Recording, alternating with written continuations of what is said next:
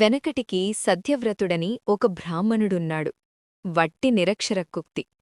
పొట్ట చించి చూసినా అక్షరం ముక్కలేదు. పైగా పరమ మూర్ఖుడు. అతడొక రోజున ఒక అక్షరం నేర్చుకున్నాడు. బాణం దెబ్బతిన్న పంది భీకరంగా ఐ ఐ అని అరుస్తోంటే విని ఆ ధ్వని సంపుటిని అభ్యసించాడు. ఇక నిరంతరం ఇదే ఉచ్చారణ. లక్షలు కోటులుగా ఉచ్చారణ సాగింది. ఇది బిందురహితమైన బీజాక్షరం. దయామయీ జగన్మాత సంతోషించింది. అతణ్ణి కవిరాజును చేసింది. సత్యవ్రతుడి ప్రస్తావనతో జనమేజయుడిలో ఉత్కంఠ రేకెత్తింది. ఈ సత్యవ్రతుడు ఎవరు? ఏ దేశంవాడు? తల్లిదండ్రులెవరు?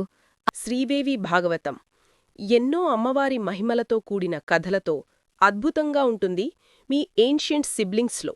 రోజుకు ఒక ఎపిసోడ్తో వస్తున్నా మమ్మల్ని సబ్స్క్రైబ్ చేయండి, లైక్ చేయండి, షేర్ చేయండి.